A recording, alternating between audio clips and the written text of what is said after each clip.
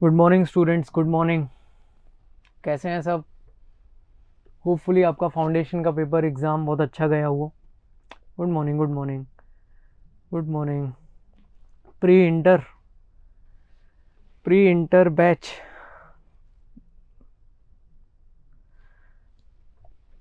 ठीक है, तो आज अपन स्टार्ट करते हैं। प्री इंटर बैच में आज अपन ओवरव्यू लेंगे अपने टॉपिक का, एडवांस अकाउंटिंग, और एक टॉपिक स्टार्ट भी कर देंगे। Got it? लेट्स स्टार्ट यार। तो प्री इंटर बैच आप स्टार्ट करने वाले हैं। मेरा नाम है CA Dharmendra Singh. I will take part advance accounting, कुछ पार्ट राहुल सर भी लेंगे, कुछ पार्ट मैं लूँगा। तो एडवांस अकाउंटिंग के कुछ पोर्शंस मैं लूँगा। ये जो पोर्शन रहेगा ये ऑलमोस्ट 50 to 60% रहेगा। इससे जो नंबर मार्क्स आएंगे वो भी 50 to 60% मार्क्स, अप्रॉक्सीमेटली इतना ये कवर करेगा। Got it? तो लेट्स स्टार्ट यार। सबसे पहले एक ओवरव्यू अगर मैं आपको बताऊं कि CA इंटर में टोटल कितने सब्जेक्ट्स हैं, किस तरीके से अपन मैनेज करने वाले हैं, इसको किस तरीके से अपन अप्रोच करेंगे, पहले उस बारे में समझ लीजिए। तो ग्रुप 1 ग्रुप 2 होपफुली आपको अब तक पता लग गया होगा। तो ग्रुप 1 ग्रुप 2 हैं। ग्रुप 1 में 3 सब्जेक्ट्स हैं, advance accounting, corporate and other laws and taxation. Group 2 में भी 3 सब्जेक्ट्स हैं, cost and management accounting, auditing, financial and strategic management. सबके इंडिविजुअल मार्क्स होते हैं, आपको मिनिमम 40 लाना है, देन 50% आपको लेकर आने पड़ेंगे। ये सब आपको ऑलरेडी पता होगा। इसमें अपना जो सब्जेक्ट रहेगा वो है एडवांस अकाउंटिंग। इन तीनों ग्रुप्स में एडवांस अकाउंटिंग एक बहुत क्रूशियल रोल प्ले करेगा एग्रीगेशन में। जो आपका एग्रीगेट बनता है, जो आपका टोटल बनाना होता है, उसमें एडवांस अकाउंटिंग का बहुत क्रूशियल रोल होगा। बिकॉज लॉ तब भी थोड़ा टफर साइड चेकिंग करता है ACI। एडवांस अकाउंटिंग की अगर मैं बात करूं तो ये पूरा कंप्लीटली प्रैक्टिकल टॉपिक है। तो प्रैक्टिकल टॉपिक जनरली लोगों को ज़्यादा समझ में आता है, ज़्यादा बनता है उनसे, वो लोग पकड़ पाते हैं उस सब्जेक्ट को। तो ये बहुत ज़्यादा क्रूशियल रोल प्ले करता है। और भी अगर अपन सोचें तो यार, अपन इन फ्यूचर आप चार्टेड अकाउंटेंट्स बनने वाले हो। चार्टेड अकाउंटेंट को बेसिकली बोला ही जाता है कि भाई इनको अकाउंटिंग के बारे में कंप्लीट नॉलेज होती है। अकाउंटिंग इकलौता ऐसा सब्जेक्ट होगा जो आपको पूरा पढ़ाया जाता है। जो भी पॉसिबल एरियाज हैं इसके, अकाउंटिंग स्टैंडर्ड्स भी, इंडियस भी, over the time period of your CA journey, ये इकलौता ऐसा सब्जेक्ट है जो आपको कंप्लीट नॉलेज दी जाती है। बिकॉज ऐसा एक्सपेक्ट किया जाता है कि चार्टेड अकाउंटेंट को अकाउंटिंग के बारे में पूरा समझ में आता होगा, पूरा बनता होगा उससे। Got it? तो एडवांस अकाउंटिंग यार ये अपना सब्जेक्ट रहेगा, इंपॉर्टेंट सब्जेक्ट है बहुत। एग्रीगेट बनवाएगा, नॉलेज पॉइंट ऑफ व्यू से भी बहुत ज़रूरी है आगे। बिकॉज इसमें कई सारी अपॉर्चुनिटीज़ हैं, आपकी जॉब्स वगैरह भी इसी फील्ड में लगती हैं, फाइनेंस वगैरह में। तो आपको नॉलेज होना बनता है, आप इसको इग्नोर नहीं कर सकते। Got it? तो अब क्या क्या टॉपिक हैं जो मैं कवर करने वाला हूं, तो आपके स्क्रीन पर हैं जो टॉपिक्स, वो मेरे हैं। इंट्रोडक्शन AS का, फ्रेमवर्क, एप्लीकेशन AS, ये इतने नंबर ऑफ AS हैं। देन अपना प्रिपरेशन ऑफ फाइनेंशियल स्टेटमेंट है, कैश फ्लो स्टेटमेंट है, रिकंस्ट्रक्शन है internal, then accounting for branches है। ये अप्रॉक्सीमेटली 50 to 60 मार्क्स कवर करता है, और आपको इसको अपने को मैनेज करना है ओवर द टाइम पीरियड जब भी अपना बैच रन करेगा। ठीक है, कुछ कुछ इंपॉर्टेंट बातें मैं बताते जाऊंगा साथ साथ। कि स्टडी अप्रोच की अगर मैं बात करूं यार, ये अपने को पढ़ना किस तरीके से है। तो आप सभी अगर न्यू कोर्स के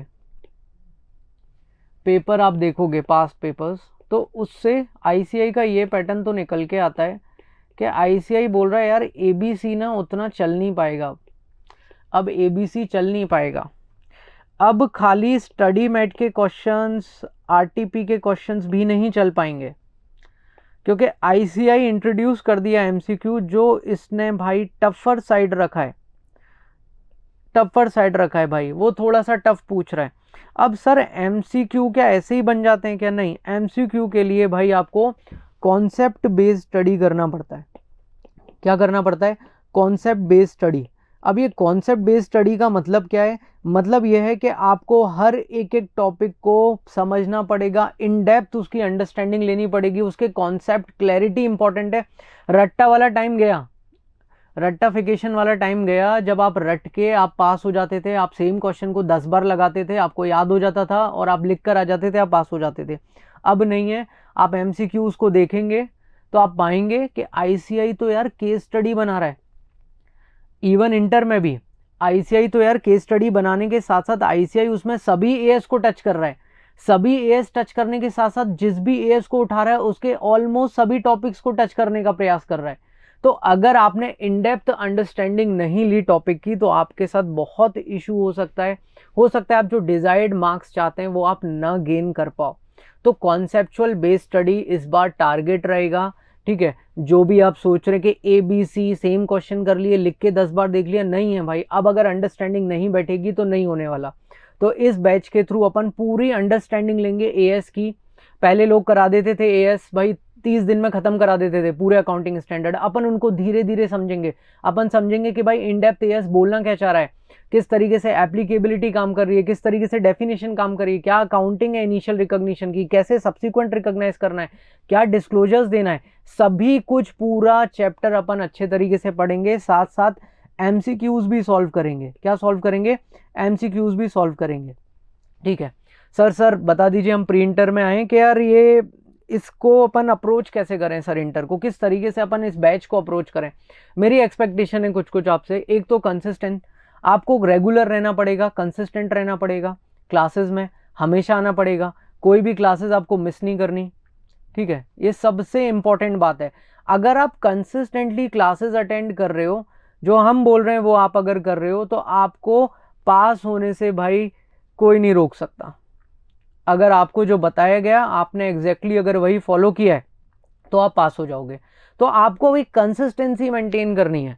आपने डिसाइड किया यार 2 से 3 घंटे तो मैं रेगुलर पढ़ूंगा या पढ़ूंगी ही, तो आपको उतना पढ़ना ही पड़ेगा, चाहे कुछ भी हो जाए। अदर देन क्लासेस की बात कर रहा हूं मैं, उतना आपको पढ़ना पड़ेगा। अगर आप कंसिस्टेंसी मेंटेन नहीं करोगे ना भाई, दिक्कत है। फिर इशू होगा। फिर ना भाई आप ऐसा होगा क्या, कभी आपका ग्राफ ऊपर जा रहा है, कभी नीचे जा रहा है, कभी ऊपर कभी नीचे। अपने को ऐसे नहीं जाना है, अपने को सीधा जाना है भाई, कंसिस्टेंट रहना है। तो मेरी एक्सपेक्टेशन कंसिस्टेंट रहेगी। क्लास एंगेजमेंट अपन बहुत अच्छे तरीके से करते हैं, ठीक है।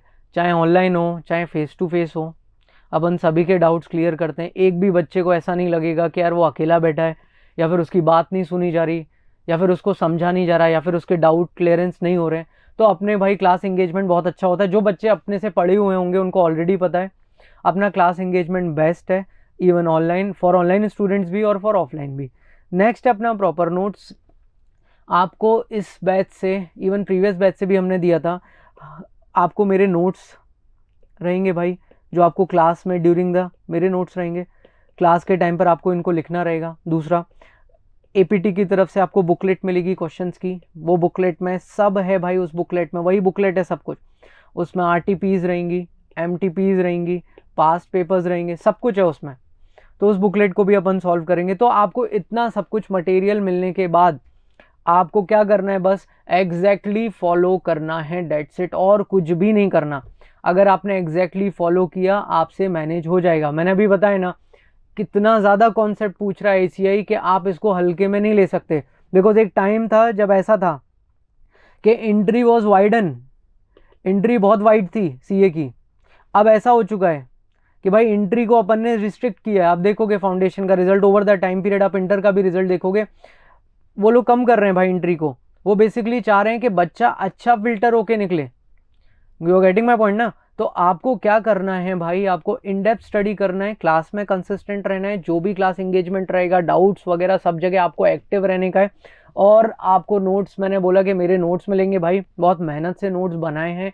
स्टडी मेट को बिल्कुल छान के, बिल्कुल पकड़ के भाई, फिल्टर आउट करके कि क्या इंपॉर्टेंट है, बच्चे का एक भी कॉन्सेप्ट ना छूटे। और साथ साथ बच्चे को क्लास ओवर होने के बाद ये ना लगे कि यार मेरे को स्टडी मेट पढ़ने की भी ज़रूरत पड़ रही है मेरे सब्जेक्ट में। तो आपको मैं इस बात की गारंटी दे रहा हूँ, आपको इस तरीके के नोट्स आपको मिलेंगे ओवर द टाइम पीरियड जब आप क्लासेस अटेंड करेंगे, कि आपको मज़ा आ जाएगा यार। बिल्कुल, आप बिल्कुल 100% सेटिस्फाई हो जाओगे कि यार ये तो भाई बिल्कुल सही किया। You getting my point. आगे बढ़ते हैं यार, लेट स्टार्ट। मेरा छोटा जो एएस का टॉपिक है अपन स्टार्ट करेंगे। स्टार्ट करने से पहले हमेशा ये ध्यान रखना, इसको मैं हमेशा लाइफ में फॉलो करता हूँ, जर्नी कोई भी जर्नी हो वो सिंगल स्टेप से ही स्टार्ट होती है। तो कभी भी even you are watching this pre inter batch, तो याद रखना है इसको एक सिंगल स्टेप ही मानना कि यार ये स्टेप है, मैंने लिया है, स्टार्ट किया एटलीस्ट, तभी तो आगे बढ़ेंगे ना। तो भाई ये बहुत इंपॉर्टेंट लाइन है, the journey of 1000 miles begin with a single step. अगर आप छोटा सा स्टेप ले रहे हो भाई, वो स्टार्टिंग है, ये स्टार्टिंग अच्छे से करनी है, कंटिन्यूस रहना है भाई, लगातार लगे रहना है, बस कंसिस्टेंटली लगे रहना है। दुनिया जाए भाड़ में, हम लगे रहेंगे, लगे रहोगे तो पास हो जाओगे। अगर आप गए इधर उधर, चलो इधर चलते हैं, उधर चलते हैं, यहाँ करते हैं, वो करते हैं, इसको ले लें, उधर से भी ये देख लें, तो दिक्कत है भाई। अगर आपने मुझे बिल्कुल बिल्कुल मतलब बोल रहा हूँ तहे दिल से फॉलो कर लिया, आपको पास होने से कोई नहीं रोक पाएगा। ठीक है, लेट्स स्टार्ट यार, लेट्स स्टार्ट। मैंने एक ओवरव्यू तो दे दिया अपन किस तरीके से बैच को रन करेंगे। तो स्टार्टिंग अपन करते हैं accounting standard number 10 property plant and equipment से। किससे स्टार्टिंग करेंगे अपन? Accounting standard number 10 property plant and equipment. ठीक है, तो बचपन से आप सुनते आ रहे हो वर्ड सर फिक्स्ड असेट्स, इसमें आप सुनते आ रहे हो सर टेंजिबल असेट्स। ठीक है, इसमें आपने ये भी सुना होगा सर इंटेंजिबल असेट्स भी कुछ होते हैं। बट AS10 जब रिवाइज किया, जब AS10 रिवाइज हुआ, ICAI ने AS10 अकाउंटिंग स्टैंडर्ड 10 को रिवाइज किया, तो उसने टेंजिबल वर्ड को ही हटा दिया और एक नया वर्ड लेकर आया। क्या लेकर आया? PPE। क्या नया वर्ड लेकर आया? PPE। PPE का मतलब है प्रॉपर्टी प्लांट एंड इक्विपमेंट। क्या मीनिंग है इसका? Property plant and equipment. ठीक है, फुल फॉर्म क्या है इसका? Property plant and equipment. तो AS10 से मैं स्टार्ट करने वाला हूँ प्रॉपर्टी प्लांट एंड इक्विपमेंट। अच्छा AS है बेटा, इंपॉर्टेंट है, ICAI ने रेगुलरली क्वेश्चंस इससे पूछे हुए हैं, चेक किए हुए हैं इसके कॉन्सेप्ट्स ICAI ने। ठीक है, तो अपन इसको स्टार्ट करेंगे।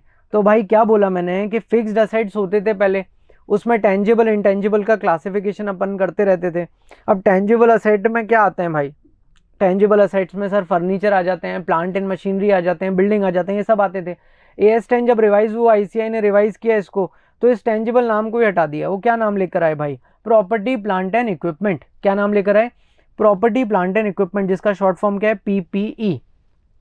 बिल्कुल बेसिक से जाएंगे, बिल्कुल बेसिक से। अगर मैं सोचूं यार क्या क्या एग्जाम्पल्स हो सकते हैं, क्या होता है प्रॉपर्टी प्लांट एंड इक्विपमेंट, क्या क्या एग्जाम्पल्स हो सकते हैं, तो अपन सोचते हैं। सर सबसे पहले तो बिल्डिंग एक एग्जाम्पल हो सकता है सर, व्हीकल्स एक एग्जाम्पल्स हो सकते हैं, वेरी गुड बेटा। मशीन एग्जाम्पल हो सकता है, फर्नीचर एग्जाम्पल्स हो सकते हैं सर, प्लांट एग्जाम्पल हो सकता है, अदर इलेक्ट्रिकल इक्विपमेंट भी एग्जाम्पल हो सकते हैं। तो ये सारे असेट्स जो हैं, इनकी अकाउंटिंग अपन कैसे करेंगे, ये अपने को कौन बताएगा बेटा? अकाउंटिंग स्टैंडर्ड नंबर 10, जिसका क्या नाम है? Property plant and equipment. मैंने आपको एग्जांपल्स बताए कि यार ये बिल्डिंग है, बिल्डिंग को कैसे रिकॉग्नाइज किया जाता है, यार एक व्हीकल है, इसको कैसे रिकॉग्नाइज करें, यार एक मशीनरी मैं इन हाउस ही बना रहा हूँ, कैसे रिकॉग्नाइज करें, यार एक मशीनरी मैंने खरीदी, कैसे अपने को अकाउंटिंग करनी है। ये सभी अकाउंटिंग आपको कौन सिखाएगा? अकाउंटिंग स्टैंडर्ड नंबर 10, जिसका नाम है property plant and equipment. Short form में अपन क्या बोलेंगे इसको? PPE बोलेंगे। क्या बोलेंगे इसको? PPE। ठीक है, गॉट इट। तो यार डेफिनेशंस पढ़ते हैं यार ये PPE होता क्या है, डेफिनेशन समझेंगे कि यार ये PPE होता क्या है, प्रॉपर्टी प्लांट एंड इक्विपमेंट का मीनिंग क्या है एग्जैक्टली, ये मतलब क्या है इसका। सबसे पहले तो इसको समझने से पहले मैं आपको एक चीज बता रहा हूं कि आप सोचो एक बार, असेट क्या होता है, असेट का मतलब क्या होता है। सब सुनते हुए आए हैं स्टार्टिंग से 11th 12th से कि असेट का मीनिंग क्या होता है। असेट का मीनिंग होता है बेटा, ये रिसोर्सेज होते हैं जो कि कंट्रोल में रहते हैं, जिसके पास, जिसके ऊपर क्या रहता है? कंट्रोल रहता है, किसका? एंटिटी का, और जिससे क्या होने वाले होते हैं बताओ? Future benefits. तो असेट क्या है? रिसोर्सेज हैं बेटा। रिसोर्सेज में मतलब कोई भी चीज जो एंटिटी के कंट्रोल में और जिससे जिससे एंटिटी को बेनिफिट होगा फ्यूचर में, वो क्या कहलाता है? मेरा असेट कहलाता है। तो कोई भी रिसोर्स, एनी रिसोर्स जो कि कंट्रोल में, किसके? एंटिटी के, और जिससे एंटिटी को क्या होगा? फ्यूचर इकोनॉमिक बेनिफिट होने वाले हैं, वो क्या कहलाता है भाई साहब? असेट कहलाता है। क्या कहलाता है? असेट।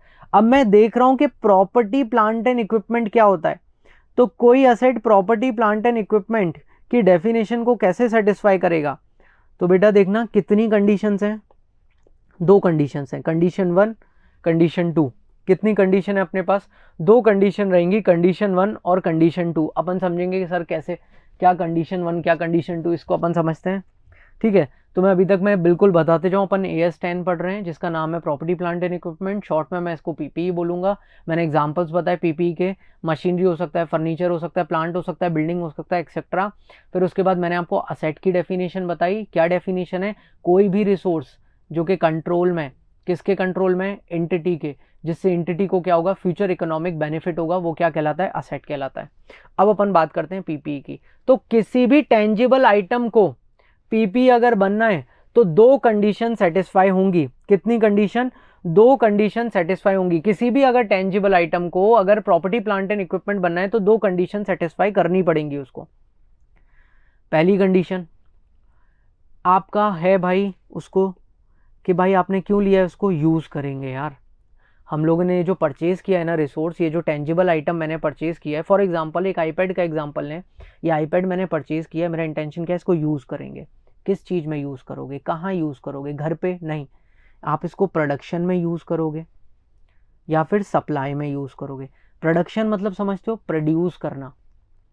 क्या करना? प्रोड्यूस करना।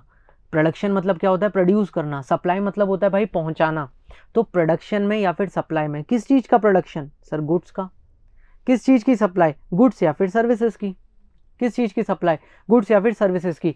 तो भाई एक टेंजिबल आइटम, कंडीशन नंबर 1, अगर हेल्ड फॉर यूज है, आपने रखा हुआ है इसको, क्यों? क्योंकि आप इसको यूज करने वाले हैं। क्या करने वाले हैं? इसको यूज करने वाले हैं। किस चीज में?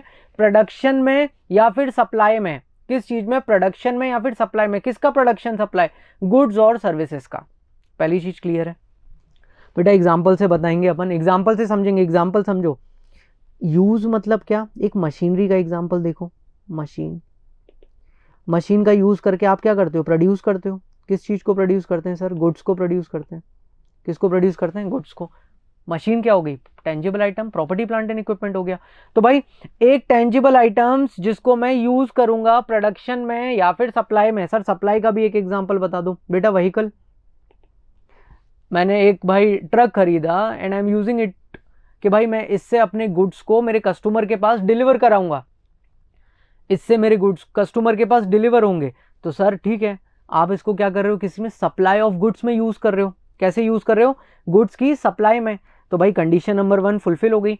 तो कंडीशन नंबर 1 को अगर अपन देखें तो वो बोल रही है कि हर टेंजिबल आइटम PPE हो जाएगा अगर वो दो कंडीशन सेटिस्फाई कर दे। कंडीशन नंबर 1 क्या? वो हेल्ड फॉर यूज है, मतलब मैं उसको यूज करूंगा किस चीज में? प्रोडक्शन में। प्रोडक्शन यानी कुछ प्रोड्यूस करने में, या फिर सप्लाई करने में। सप्लाई किस चीज की हो सकती है? गुड्स की हो सकती है, सर्विसेज की हो सकती है। प्रोडक्शन में यूज करने का एग्जांपल मैंने क्या बताया बेटा? मशीन बताया। सप्लाई का मैंने क्या एग्जांपल बताया बेटा? व्हीकल बताया। ये एग्जांपल्स हो गए। कंडीशन नंबर 1 फुलफिल हो गई। दूसरा कंडीशन, ऐसा हो सकता है मैं उसको यूज ना करने की बजाय, यूज नहीं कर रहा, मैं उसको रेंटल के लिए दे रहा हूं, किराए पर दे रहा हूं। प्रॉपर्टी को दिया जा सकता है किराए पर, बिल्डिंग को दिया जा सकता है किराए पर, मशीन को किराए पर दिया जा सकता है, ये भी तो पॉसिबिलिटी है। तो अगर आप उसको यूज कर रहे हो तो भी, और या फिर अगर आप उसको रेंटल पर्पस के लिए दे रहे हो तो भी। और नंबर 3 क्या हो सकता है सर? Admin purpose. नंबर 3 क्या दिया है? Admin purpose. Sir admin purpose माने क्या? एडमिन पर्पस का मतलब होता है बेटा बाकी किसी भी अदर जनरल पर्पस के लिए, जैसे कि एम्प्लॉय के लिए बैठने के लिए लिया गया टेबल जनरल पर्पस है, उसको मैं डायरेक्टली लिंक नहीं कर सकता प्रोडक्शन से, डायरेक्टली लिंक नहीं कर सकता सप्लाई से, डायरेक्टली लिंक नहीं कर सकता रेंटल से। ये अदर जनरल पर्पस के लिए मैंने लिया है कि मेरा एम्प्लॉय आके बैठेगा तो बैठेगा कहाँ? मेरा एम्प्लॉय काम करेगा तो कहाँ काम करेगा? तो एक टेबल चेयर फर्नीचर मैंने ले लिया। क्या ले लिया मैंने? एक टेबल चेयर फर्नीचर ले लिया। तो उसको बोलता हूं मैं एडमिन पर्पस। एक और एडमिन पर्पस देखते हैं। मैनेजर के ऑफिसर में या फिर आपके प्रीमाइसेस में एयर कंडीशन, ठीक है, आपके प्रीमाइसेस में एयर कंडीशनर्स लगे हुए हैं भाई, ठीक है, तो एसीज लगे हुए हैं। तो देखते जाओ भाई, अगर भाई एसी लगे हुए हैं तो क्या उसका डायरेक्टली लिंक हो सकता है प्रोडक्शन से? क्या डायरेक्टली लिंक सप्लाई से? क्या डायरेक्टली लिंक रेंटल पर्पस के लिए? Answer is no. उसका यूज क्या? एडमिन पर्पस, मतलब अदर जनरल पर्पसेस किस में कवर हो जाएंगे? एडमिन पर्पस में। तो प्रॉपर्टी प्लांट एंड इक्विपमेंट हर वो टेंजिबल आइटम है जो कंडीशन 1 और कंडीशन 2 फुलफिल कर दे। कंडीशन नंबर क्या है, जिसको आपने हेल्ड फॉर, किस चीज़ के लिए रखा हुआ है, यूज़ करने के लिए, किस में, प्रोडक्शन में या फिर सप्लाई में, किसकी, गुड्स और सर्विसेज के लिए। सेकंड, आपने उसको रेंटल पर्पस के लिए रखा है, आप उसको किराए पर देते हो, किस पर देते हो, आप उसको किराए पर। थर्ड क्या है, आपने उसको एडमिन पर्पस के लिए रखा है, एडमिन मतलब other general purpose, other general purpose क्या है भाई, आपका एडमिन पर्पस है। यहां तक कंडीशन नंबर फुलफिल हो गई। अब कंडीशन 1 के साथ साथ जो आपको कंडीशन देखनी है वो है कंडीशन नंबर 2। खाली कंडीशन 1 फुलफिल होने से कुछ नहीं होगा, कंडीशन नंबर 2 जब तक फुलफिल नहीं होगी तब तक कोई मतलब नहीं है। कंडीशन नंबर 2 क्या है, आप उसको यूज करेंगे मोर देन 12 मंथ्स, आप उसको 12 महीने से ज्यादा यूज करेंगे, आप उस असेट को, उस टेंजिबल आइटम को 12 महीने से ज्यादा यूज करेंगे। सर एक एग्जांपल लेते हैं, एग्जांपल लेते हैं बेटा, एग्जांपल ले रहे हैं हम मशीन का। Is it a tangible item, क्या ये टेंजिबल है? यस। आप इससे क्या करोगे, इसका यूज करेंगे, यूज करके क्या करोगे, प्रोड्यूस करेंगे goods. Okay, condition number 1 satisfied, condition 1 satisfied, ठीक है। क्या आप इसको 12 महीने से ज्यादा यूज करोगे? Answer is yes. ओके, तो ये मशीन क्या हो गई, पीपी हो गई। मशीन क्या हो गई, प्रॉपर्टी प्लांट एंड इक्विपमेंट हो गया। मशीन क्या हो गया बेटा, प्रॉपर्टी प्लांट एंड इक्विपमेंट। यहां तक सही है। तो मैंने डेफिनेशन बताई आपको, प्रॉपर्टी प्लांट एंड इक्विपमेंट्स क्या है, हर वो टेंजिबल आइटम पीपी है अगर वो 2 कंडीशन सेटिस्फाई कर दे तो। कंडीशन नंबर 1 क्या, हेल्ड फॉर यूज है, किस चीज में यूज, प्रोडक्शन में या फिर सप्लाई में। दूसरा रेंटल पर्पस के लिए, तीसरा एडमिन पर्पस के लिए। ये पहली कंडीशन है। कंडीशन नंबर 2 क्या है, आप इसको यूज करेंगे फॉर मोर देन 12 मंथ्स, आप इसको 12 महीने से ज्यादा यूज करेंगे, आप इसको 12 महीने से ज्यादा यूज करेंगे। अगर ये सेटिस्फाइड दोनों कंडीशन तो टेंजिबल आइटम क्या हो जाएगा स्टूडेंट, टेंजिबल आइटम क्या हो जाएगा, पीपीई हो जाएगा। यहां तक कुछ इशू है, बताओ यार, बताओ भाई, यहां तक कोई इशू नहीं ना? गुड, ठीक है, आगे बढ़ते हैं। आगे बढ़ते हैं, आगे बढ़ते हैं, ठीक है। अपने डेफिनेशन पढ़ ली। अब सर पीपी हो गया है, हो गया डेफिनेशन पास, आइटम कहला चुका है, पीपी है ये, तो क्या है ये, पीपी। उसके बाद भी आपको क्या देखना पड़ेगा, रिकॉग्निशन क्राइटेरिया। उसके बाद भी आपको क्या देखना पड़ेगा, रिकॉग्निशन क्राइटेरिया। रिकॉग्निशन क्राइटेरिया मतलब इसको बुक्स में रिकॉग्नाइज करें या ना करें। रिकॉग्निशन क्राइटेरिया मतलब इसको बुक्स में रिकॉग्नाइज करें या ना करें। Got it. अब रिकॉग्निशन क्राइटेरिया में क्या है सर, इसमें भी 2 कंडीशंस हैं, इसमें भी कितनी कंडीशंस हैं, 2 कंडीशंस हैं। सर क्या कंडीशंस हैं बताइए। पहली condition, cost of PPE must be measured reliably. आप अपने प्रॉपर्टी प्लांट एंड इक्विपमेंट की कॉस्ट रिलायबली मेजर कर सकते हैं या नहीं। अगर इसका आंसर यस आ जाए, जो जनरली यस होता है, तो आप क्या कर दोगे, पीपी रिकॉग्नाइज कर दोगे, sorry. Second, future economic benefit जो इस एसेट से होंगे, इस प्रॉपर्टी प्लांट्स एंड इक्विपमेंट से फ्यूचर में जो मैं बेनिफिट कमाऊंगा, वो किसको फ्लो करेंगे, एंटिटी को फ्लो करेंगे। तो ये तो हर एसेट में रिकॉग्निशन कंडीशन सेम ही रहती है, ठीक है। क्या बोल रहा है भाई कि आप प्रॉपर्टी प्लांट एंड इक्विपमेंट की डेफिनेशन को तो पास कर गए, बट देन आपको रिकॉग्निशन क्राइटेरिया चेक करना पड़ेगा। रिकॉग्निशन क्राइटेरिया मुझे क्या बताएगा, इस पर्टिकुलर एसेट को मुझे रिकॉग्नाइज करना है या नहीं करना है। तो आप इसको रिकॉग्नाइज कर देना अगर 2 कंडीशन सेटिस्फाइड हो जाएं तो। क्या 2 कंडीशन है, सबसे पहले तो भाई कॉस्ट उसकी रिलायबली मेजर आप कर सकते हो, मतलब कॉस्ट उसकी क्लियर है, कॉस्ट बिल्कुल रिलायबली मेजर्ड है, कॉस्ट करेक्ट है। दूसरी कंडीशन क्या है, उससे होने वाले फ्यूचर इकोनॉमिक बेनिफिट्स किसके पास फ्लो करेंगे, एंटिटी के पास फ्लो करेंगे। किसके पास वो फ्लो करेंगे भाई, उससे होने वाले बेनिफिट एंटिटी के पास फ्लो करेंगे। जैसे ही दोनों कंडीशन सेटिस्फाइड, पीपी को बुक्स में ले आना। पीपी को किस में ले आना, बुक्स में। कैसे लेकर आएंगे, अकाउंटिंग एंट्री क्या होगी, किस अमाउंट पर लेकर आएंगे, सब है आगे। AS10 आपको पूरा फुल फ्लेजेड नॉलेज देगा। तो लेट मी रिवाइज यार कि मैंने अभी तक क्या क्या कर दिया। मैंने बोला यार AS10 पढ़ रहे हैं, प्रॉपर्टी प्लांट एंड इक्विपमेंट। मैंने बताया यार नया नाम है, 2017 2016 शायद तब जाके रिवाइज हुआ था शायद ये AS10, ठीक है। 2017 18 या 16 में रिवाइज हुआ था। उसने बोला एक नया नाम लेकर आया, पीपी। पीपी का एग्जांपल्स अपन ने पढ़े, building, vehicles, machine, furniture, plant, electrical equipment. एक और चीज 2 मिनट, ये जो मैं इस तरीके से बता रहा हूँ ना आपको बार बार, ये मेरा बताना इसलिए जरूरी है ताकि आप थोड़ी बहुत लैंग्वेज भी पकड़ पाओ, बिकॉज अकाउंटिंग स्टैंडर्ड से थोड़ा बहुत लैंग्वेज लिखने को भी आ जाता है, यही रीजन है। Got it. तो भाई ये एग्जांपल्स अपन ने पढ़े थे। इसके बाद देखा था सर ये पीपी क्या है, हर टेंजिबल आइटम पीपी है अगर वो दो कंडीशन सेटिस्फाई कर दे तो। कंडीशन नंबर 1 यूज हो रहा है किस में, प्रोडक्शन में या फिर सप्लाई में। Condition number 2 sorry condition number 1 में ही और में रेंटल पर्पस के लिए यूज हो सकता है, इसी में ही और में एडमिन पर्पस के लिए। ये कंडीशन 1 हो गई। कंडीशन नंबर 2 आप उसको यूज करोगे मोर देन 12 मंथ्स, अगर दोनों कंडीशन सेटिस्फाइड तो आइटम क्या है, पीपी। अभी बुक्स में आएगा नहीं आएगा ये नहीं बता रहा, डेफिनेशन सेटिस्फाइड हो गई। अब डेफिनेशन तो सेटिस्फाइड हो गई, इसके बाद आपको क्या देखना पड़ेगा, रिकॉग्निशन क्राइटेरिया, मतलब बुक्स में इसको लेकर आने का या नहीं लेकर आना है। तो अगर दो कंडीशंस फुलफिल हो गई तो आप बुक्स में लेकर आ जाओगे। क्या कंडीशंस हैं, future economic benefits will flow to the entity, पहला। दूसरा, cost can be measured reliably, cost आप कैसे मेजर कर सकते हो, रिलायबली। फ्यूचर इकोनॉमिक बेनिफिट्स क्या होंगे भाई, फ्लो हो जाएंगे एंटिटी के पास। ये अपना रिकॉग्निशन क्राइटेरिया हो गया। इसके बाद सर आपने बता दिया पीपीई क्या होता है, आपने बता दिया कब रिकॉग्नाइज करना है। सर किस अमाउंट पे रिकॉग्नाइज करना है ये तो बताओ। यू आर गेटिंग कि मैं कहाँ जा रहा हूँ भाई, किस अमाउंट पे आपको रिकॉग्नाइज करना पड़ेगा ये तो आपको बताना पड़ेगा ना। तो स्टूडेंट्स देखो भाई सिंपल सा है कि अगर आपको अमाउंट देखना है तो आपको समझना पड़ेगा सर ये इनिशियल रिकॉग्निशन क्या होता है और सब्सिक्वेंट रिकॉग्निशन क्या होता है। इनिशियल रिकॉग्निशन क्या होता है और सब्सिक्वेंट रिकॉग्निशन क्या होता है। तो ठीक है, अगर आप एक मशीन परचेज कर रहे हो, machine is a PP, machine आप परचेज कर रहे हो बेटा, तो जब आप इनिशियली है आपकी बुक्स में जब पहली बार आ रही है, आपकी बुक्स में जब पहली बार रिकॉर्ड हो रही है वो मशीन, तो उसको बोलते हैं इनिशियल रिकॉग्निशन। क्या बोलते हैं, इनिशियल रिकॉग्निशन, यानी खरीदने के बाद जब फर्स्ट टाइम रिकॉर्ड आप करते हो असेट को, दैट इज इनिशियल रिकॉग्निशन। अब इसमें सब्सिक्वेंटली कुछ बदलाव आ रहे हैं, जैसे मैं इसका रिपेयर कर रहा हूँ, जैसे मैं इसके पार्ट को रिप्लेस कर रहा हूँ, उसको मैं बोलता हूँ सब्सिक्वेंट रिकॉग्निशन।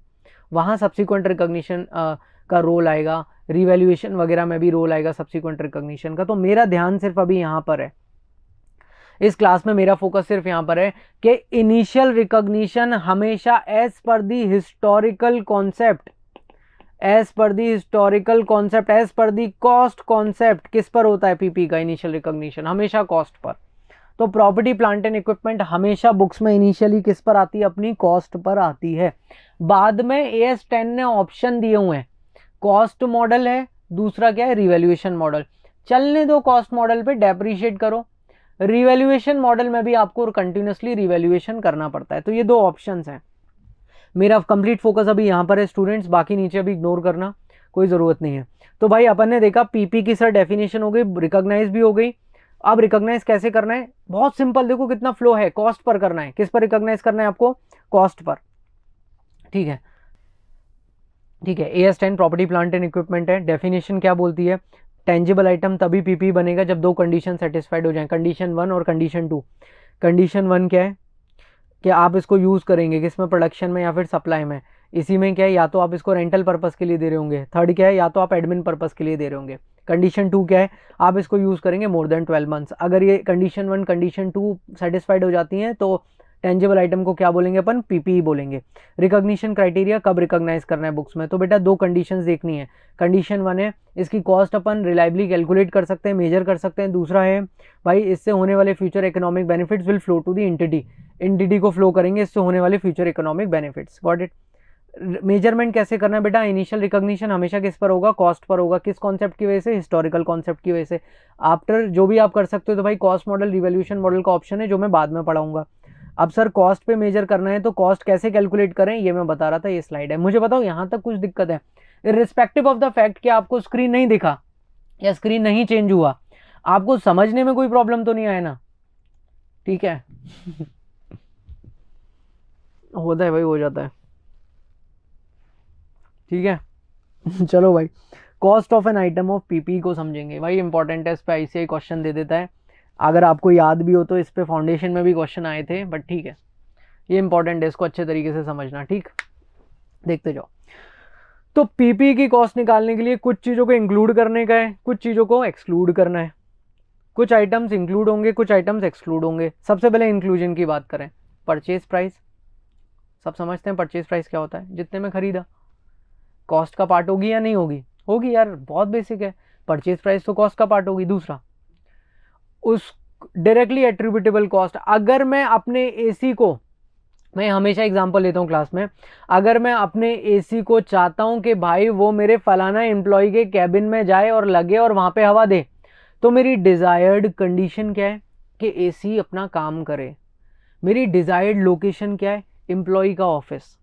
तो एसी तो मैं शोरूम से खरीदा, बट एसी को वहां से लेकर उस डिजायर्ड एम्प्लॉय के ऑफिस में इंस्टॉल करने तक जो भी एक्सपेंस होगा, जो भी ट्रांसपोर्टेशन लगेगा, जो भी लोडिंग अनलोडिंग का खर्चा लगेगा, जो भी इंस्टॉलेशन चार्जेस लगेंगे, वो सबको मैं क्या बोलूंगा, डायरेक्टली एट्रीब्यूटेबल कॉस्ट, और उसको प्रॉपर्टी प्लांट एंड इक्विपमेंट की कॉस्ट में ऐड कर दूंगा।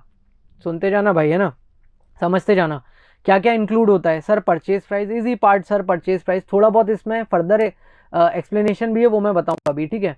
सर परचेज प्राइस सिंपल है सर, जितने में खरीदा वो मेरी कॉस्ट है। दूसरा क्या बोला मैंने, DAC, क्या बोला, DAC, DAC का फुल फॉर्म क्या है, डायरेक्टली एट्रीब्यूटेबल कॉस्ट। इसका मतलब है वो कॉस्ट जो कि मेरे प्रॉपर्टी प्लांट एंड इक्विपमेंट पे इनकर हो रही है, क्योंकि मैं उस प्रॉपर्टी प्लांट एंड इक्विपमेंट को अपनी डिजायर्ड कंडीशन और लोकेशन पर लेकर आना चाहता हूं। मैं उस प्रॉपर्टी प्लांट एंड इक्विपमेंट को अपनी डिजायर्ड कंडीशन और लोकेशन पर लाना चाहता हूं, इसलिए वो इनकर हो रही है। जैसे मैंने एग्जांपल दिया, मेरे एसी खरीदने की डिजायर्ड कंडीशन क्या थी, वो सक्सेसफुली चालू हो जाए जिससे हवा आने लगे। डिजायर्ड लोकेशन क्या थी उस एसी की, फलाना एम्प्लॉय का ऑफिस, तो फलाना एम्प्लॉय के ऑफिस में इंस्टॉलेशन का खर्चा आएगा, लोडिंग अनलोडिंग का खर्चा, ट्रांसपोर्टेशन का खर्चा, ये सब खर्चे पर लगने वाली कॉस्ट क्या कहलाएगी, DAC। क्या कहलाएगी भाई, DAC। क्या कहलेंगी इसको, DAC। और DAC असेट की कॉस्ट में ऐड हो जाता है। DAC असेट की कॉस्ट में क्या हो जाता है बेटा, ऐड हो जाता है। यहां तक तो कोई इशू नहीं है, थोड़ा थोड़ा बताए अभी, और फर्दर एक्सप्लेनेशन भी है। DAC आपका ऐड हो जाता है। ओवरव्यू दे रहा हूं बस इंक्लूजन का। सर इंक्लूजन में थर्ड आइटम नया दिख रहा है sir, decommissioning, restoration and similar liabilities. क्या आइटम है, decommissioning, restoration and similar liabilities. मुझे बताओ, ये जो पेट्रोलियम एक्सट्रैक्ट होता है, क्या एक्सट्रैक्ट होता है भाई, पेट्रोलियम आप एक्सट्रैक्ट करते हो फॉर एग्जांपल, या फिर एक इमेजिन करो ना, आपने कुछ मिनरल एक्सट्रैक्शन के लिए एक प्लांट लगाया बेटा, और वो था प्लांट अपना सी बेड पे, ऐसा बिल्कुल बहुत सारा आपने उसमें वो किया, माइनिंग किया आपने, बहुत सारा उसका ड्रिलिंग वगैरह की, और एक बहुत बड़ा प्लांट आपने लगाया उधर सी बेड्स पर। क्या होता है सी बेड पर। अब मिनरल्स की एक बात होती है कि भाई एक टाइम लिमिट है, बिकॉज ये खर्च हो जाएंगे, ये खत्म हो जाएंगे। आप जीवन भर एक जगह से मिनरल एक्सट्रैक्ट नहीं कर सकते, खोखला हो जाएगा काम, उधर एग्जिस्ट ही नहीं करेंगे, खत्म हो जाएंगे, ठीक है। तो भाई मुझे बताओ, 50 या 60 या 70 या 100 साल बाद कंपनी को यहां से तो जाना ही पड़ेगा, ये जो मिनरल एक्सट्रैक्ट वो कर रही है यहां से जाना ही पड़ेगा। मुझे बताओ, जाएंगे तो इनको अपनी मशीन निकालनी पड़ेगी, मशीन निकालेंगे तो गवर्नमेंट बोलती है कि यार आपने हमारे ये सी बेड पे इतना खुदाई वगैरह किया, अब आप जा रहे हो तो उसको रिस्टोर करो, वो भी करना पड़ेगा। देखते जाना मैं आपको क्या समझा रहा हूं। Decommissioning, restoration and similar liabilities का मैं ओवरव्यू दे रहा हूं बेटा। देखना, आपने एक सी बेड पे मिनरल एक्सट्रैक्शन के लिए बहुत बड़ा प्लांट लगाया बेटा, खुदाई वगैरह की, उसको इंस्टॉल वगैरह कराया, ठीक है। आपको पता है यार मेरे को 10 साल बाद निकलना है यहाँ से, बिकॉज 10 साल के बाद यहाँ कुछ नहीं मिलेगा। जितना भी मैं एक्सट्रैक्शन कर सकता हूँ, जितनी भी माइनिंग कर सकता हूँ, वो एक पर्टिकुलर टाइम पीरियड तक ही कर सकता हूँ।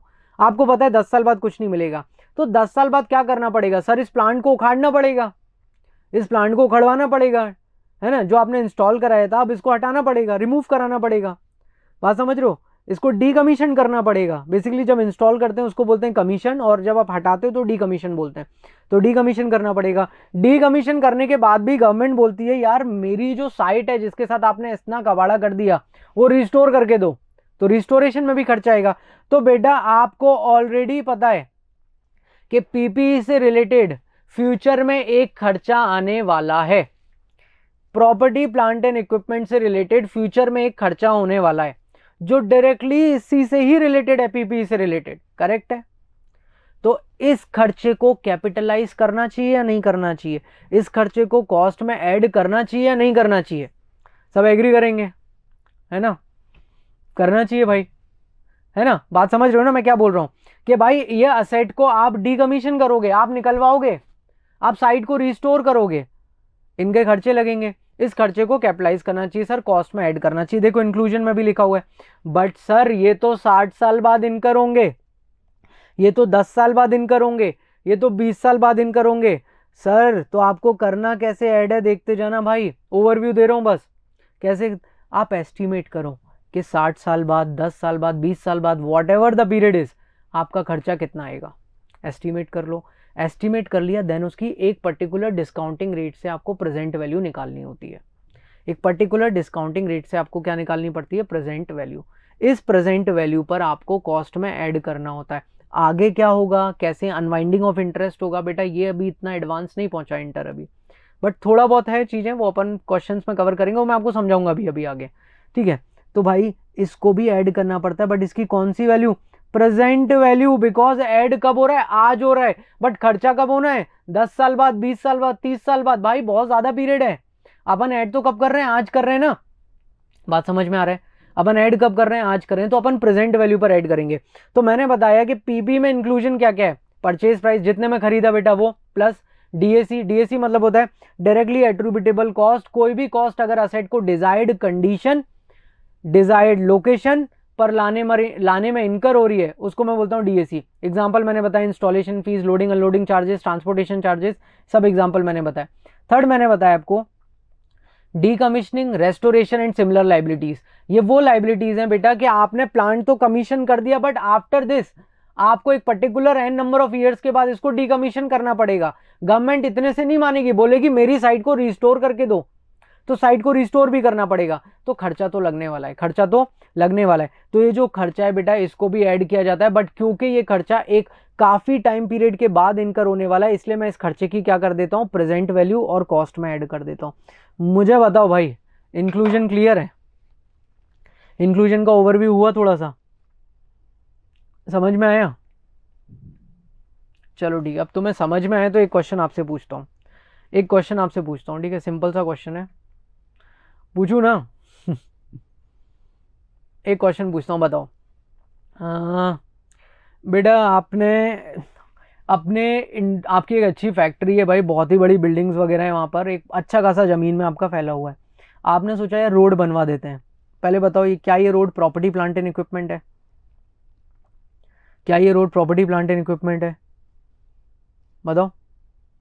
अब रोड बनवाने का सोचा, देखते हैं सर डेफिनेशन देखते हैं, टेंजिबल है, करेक्ट सर, टेंजिबल है, टेंजिबल है सर, टेंजिबल है, बिल्कुल टेंजिबल है सर। कंडीशन, क्या इसको मैं प्रोडक्शन करूंगा, नहीं सर। क्या ये सप्लाई में हेल्प करेगी, नहीं सर। क्या इसको रेंटल पे दूंगा, नहीं sir. Admin purpose, admin purpose में सारे जनरल पर्पसेस कवर हो जाते हैं, ये एडमिन पर्पस के लिए। क्या इसको 12 महीने से ज्यादा यूज करूंगा, आंसर इज यस।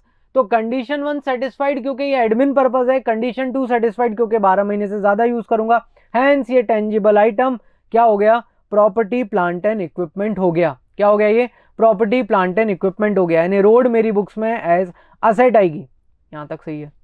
मेरा सवाल ये है बेटा, रोड बनके तैयार है, रोड बनके तैयार है, आपने बेटा अपने एरिया के फलाना नेता को बुलाया कि यार आके ना आप क्या काट दो भाई, इनॉग्रेशन कर दो, आप फीता काट दो बस, आके हमारा एक बार उद्घाटन हो जाए, हमारा एक बार उद्घाटन हो जाए तभी यूज करेंगे हम इसको।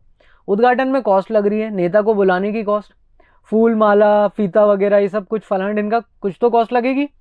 ये जो कॉस्ट लग रही है नेता को बुलाने में, क्या ये cost property plant and equipment में ऐड होगी क्या, क्या ये cost property plant and equipment में ऐड होगी क्या। Very good very good very good very good, maximum का आंसर सही है, करेक्ट आंसर इज ऐड नहीं होगी, ऐड नहीं होगी। कैसे सोचना है, सिंपल सा है बेटा, आपकी डिजायर्ड कंडीशन और लोकेशन में तो रोड आ चुकी है, क्या बिना ये फीता काटे रोड यूज नहीं हो पाएगी, क्या बिना ये इनॉग्रेशन के रोड यूज नहीं हो पाएगी, हो पाएगी सर। बात समझ रहे हो ना सर, वेरी बहुत आराम से सर, बिल्कुल ये तो बेसिक लॉजिक है, हो पाएगी यूज। तो जब बिना इनॉग्रेशन के रोड को मैं यूज कर सकता हूँ, मेरी डिजायर्ड कंडीशन और लोकेशन में असेट ऑलरेडी आ चुका है, तो सर उसके बाद इन सबको ऐड नहीं करने देगा भाई, नहीं तो लोग तो मैनिपुलेट करेंगे। कैसे मैनिपुलेट करेंगे कि मेरे पंडित जी ने बोला है कि फलाना नक्षत्र जब जाएगा आएगा तभी इस असेट को यूज करना है, तब तक खर्चा हो रहा है वही बकायदा असेट पर, कुछ भी खर्चा कर रहे हैं, पंडित जी को सैलरी देना चालू कर दिए, सब कुछ कैपिटलाइज करोगे क्या? तुम्हें नहीं लग रहा है? ऐसे तो बहुत सब्जेक्टिव हो जाएगा, हर कोई कुछ भी कर रहा है। इसलिए एएस ने भाई बिल्कुल पक्का लिमिट किया है। लिमिट कैसे किया है? अगर असेट आपके डिजायर्ड कंडीशन और लोकेशन में आ चुका है, अगर वो रेडी फॉर यूज है, आप उसको यूज कर सकते हो, आप उसको डिजायर्ड पर्पस के लिए यूज कर सकते हो, वहीं कैपिटलाइजेशन रोक देंगे, वहीं कैपिटलाइजेशन रोक देंगे। तो बेटा क्या इनॉग्रेशन, ये फीता काटने का खर्चा कैपिटलाइज होगा क्या? Answer is big no. क्या मेरे पंडित जी का जो मैं उसको दक्षिणा दे रहा हूं फॉर ये कि नक्षत्र वगैरह ये सब जो तामझाम में करवा रहा हूं, क्या उसकी कॉस्ट ऐड होगी क्या? Answer is big no, add नहीं होगी। Asset already ready for use है, असेट उसके बिना भी यूज हो सकता है। समझ में आ गया? होपफुली अब क्लियर हुआ होगा। समझ में आ गया भाई? अरे भाई यस और नो तो बोल दो यार। ठीक है भाई, ठीक है ठीक है ठीक है, got it got it got it got it. Sir थोड़ा सा और डिटेल में चलते हैं यार। मैंने क्या बोला था अभी? पूरा कॉन्सेप्चुअल है भाई, पूरा कॉन्सेप्चुअल है। क्या किसी चीज को छोड़ सकते हैं? नहीं। आईसीआई कहीं से भी उठा के कॉन्सेप्ट बना के पूछ रहा है। आप क्या कुछ भी ऐसे स्किप वगैरह कर सकते हो? नहीं बेटा, फुल कवरेज। मैंने बोल दिया ना, अपने होगी full coverage, A to Z जो भी कॉन्सेप्ट बुक में सारा पढ़ाऊंगा। बिल्कुल आर्टिकलशिप में अपने सीए को सिखा दोगे तुम, इतना पढ़ा दूंगा। ठीक है, यहां तक भाई, यहां तक क्लियर है? बेटा इस इंक्लूजन को डिटेल पढ़ना पड़ेगा थोड़ा सा, उतने से काम चलेगा नहीं सर, थोड़ा सा डिटेल पढ़ना पड़ेगा अपने को। इंक्लूजन को पढ़ते हैं यार, इंक्लूजन को थोड़ा डिटेल। सबसे पहला क्या था जो कॉस्ट में ऐड हो रहा था? Purchase price. क्या था भाई? Purchase price. अब देखना भाई, कुछ कुछ चीजें मैं बताऊंगा आपको।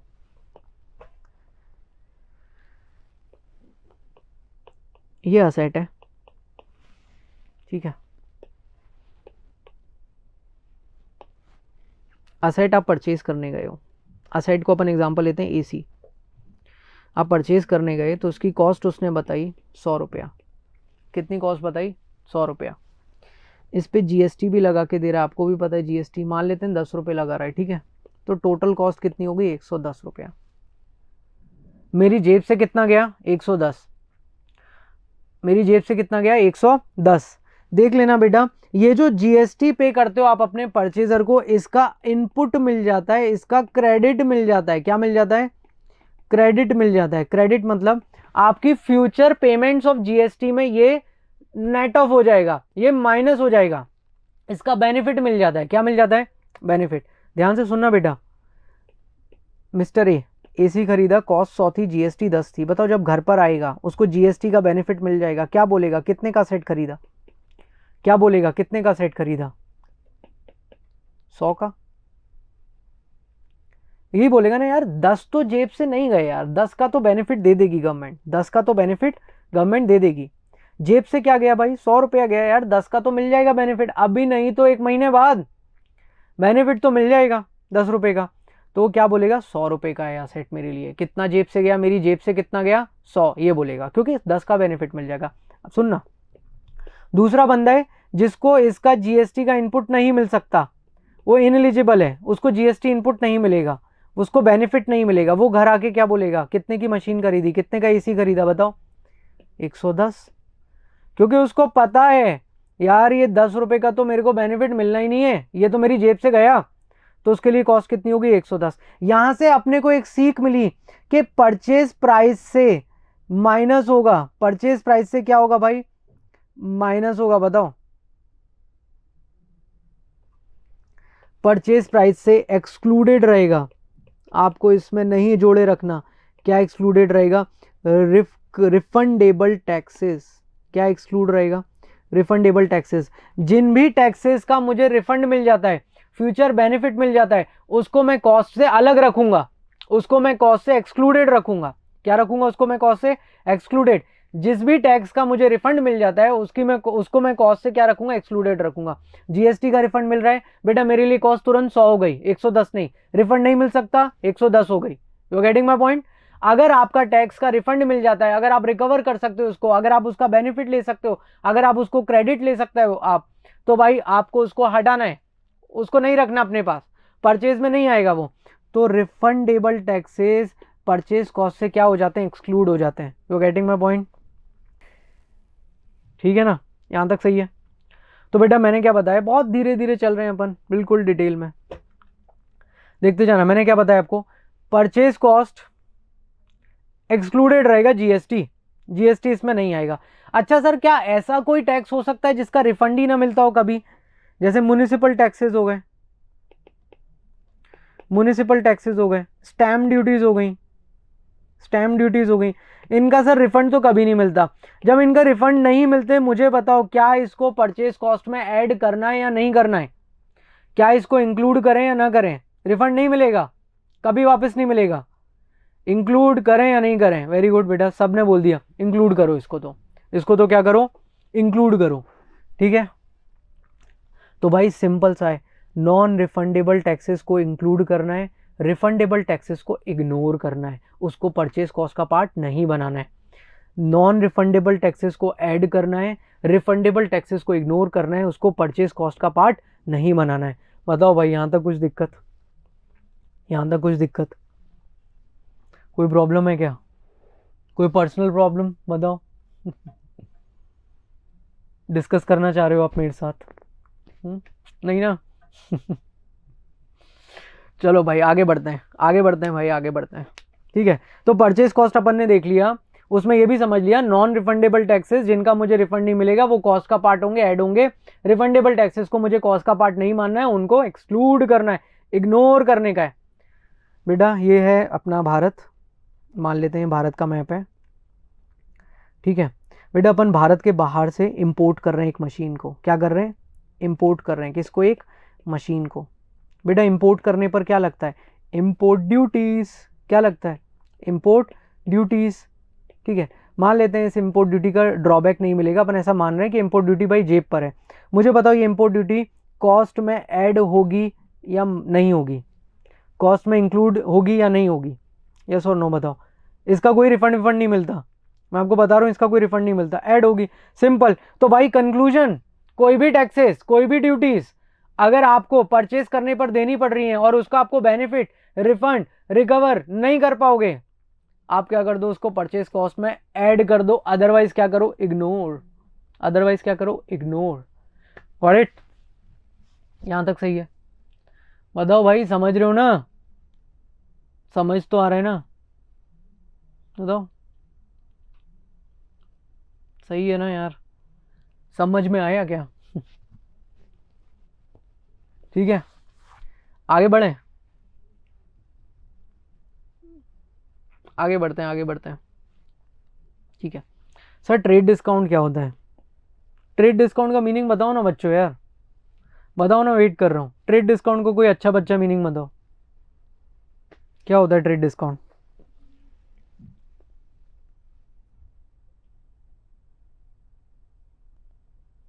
ठीक है, परचेज के टाइम ही देते हैं, ठीक है। वॉल्यूम डिस्काउंट, ठीक है, सेल्स इंक्रीज करने के लिए दिया जाता है, ठीक है भाई। बल्क बल्क डिस्काउंट है, ठीक है ठीक है ठीक है ठीक है ठीक है भाई, सबने ऑलमोस्ट सही बताया। Reduction in the price of the product और services offer to buyer buyer seller, बड़े बल्क परचेज पे होता है। बेटा ट्रेड डिस्काउंट किस पर होता है, बल्क परचेज पर, और आपको परचेज के टाइम पर ही पता होता है कि ये डिस्काउंट आपको मिलने वाला है। आप अगर याद करो फाउंडेशन, तो आप इनकी कोई एंट्री पास ही नहीं करते थे, बिकॉज परचेज के टाइम पर ही आपको इन्फॉर्मेशन है इसकी। तो इस तरह के डिस्काउंट को भी कॉस्ट का पार्ट अपन नहीं मानेंगे, इस तरीके के डिस्काउंट को अपन कॉस्ट का पार्ट नहीं मानेंगे, अपन इसको हटा देंगे, इसको अपन क्या कर देंगे, हटा देंगे। तो बताओ परचेज प्राइस फाइनली क्लियर है, परचेज प्राइस फाइनली क्लियर है?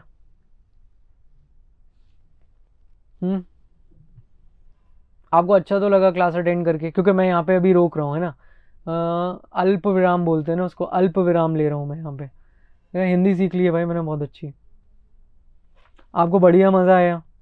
देखो ऐसे ही अपनी क्लास रन करेगी over the time period, over the batch. मैं आपको बोल रहा हूँ जितना इन डेप्थ मैं कवर कराऊंगा, जिस तरीके से मैं मैनेज करवाऊंगा टॉपिक को, सब्जेक्ट्स को, इतना डिटेल में पढ़ा कर एक सिंगल चीज़ को 10 बार रिपीट कर करके आप खुद बोलोगे कि सर ये तो हमारे दिमाग में बैठा हुआ है, सर हम चार्ट को भी फॉलो कर पा रहे हैं, इवन सब कुछ आप यही बोलोगे गारंटीड, क्योंकि यही रिव्यू रहता है मेरा। आप अपनी बेहतरी के लिए बेटा एक चीज़ कर सकते हैं, आप अपने सीनियर से जाके पूछें, मेरा रिव्यू लें, जो भी बैच अभी पास आउट हुआ है, ठीक है। 100% श्योर कि आपको अच्छे रिव्यूज़ मिलेंगे, आपको समझ में आएगा कि भाई कि हाँ ठीक है आप सही डिसीजन ले रहे हो। ठीक है, ख़त्म करें ख़त्म करें, बताओ, मिलने वाले हो तुम लोग मेरे को रेगुलर बैच में? चलो भाई, thank you very much students, thank you very much बेटा। बहुत अच्छी बात है ये कि आप फाउंडेशन के रिजल्ट ना आने के बावजूद आप कहीं ना कहीं फॉरवर्ड देख रहे हो अपनी लाइफ में, और देख रहे हो कि यार अच्छा ये है तो मैं इसका एक ओवरव्यू ले लूँ ताकि हम एक वेल इन्फॉर्म्ड डिसीजन ले पाएँ वेयर टू ज्वाइन। सिंपल सी बात है यार, बिल्कुल फ्रेंकली स्पीकिंग, एक नॉलेजेबल डिसीजन ले पाएँ कि वेयर टू ज्वाइन हमें पता रहे, सिंपल सा बात है। तो मैं आपको बता रहा हूँ बहुत अच्छा है बेटा। आप आगे भी जिनकी भी फैकल्टी की भी क्लासेस हो रहे हैं डेमो, आप उन्हें ज़रूर लें, फैकल्टी को जानें, सब्जेक्ट को थोड़ा सा पकड़ें कि हाँ भाई अच्छा यही अपन करने वाले हैं, ठीक है, बिकॉज खाली बैठने से तो क्या ही होना है, गेटिंग? ठीक है, चलो भाई, thank you very much students, thank you very much. मिलते हैं अपन रेगुलर बैचेस में आपके रिजल्ट वाले दिन होपफुली, ठीक है, मिलते हैं बिल्कुल, थैंक यू वेरी मच।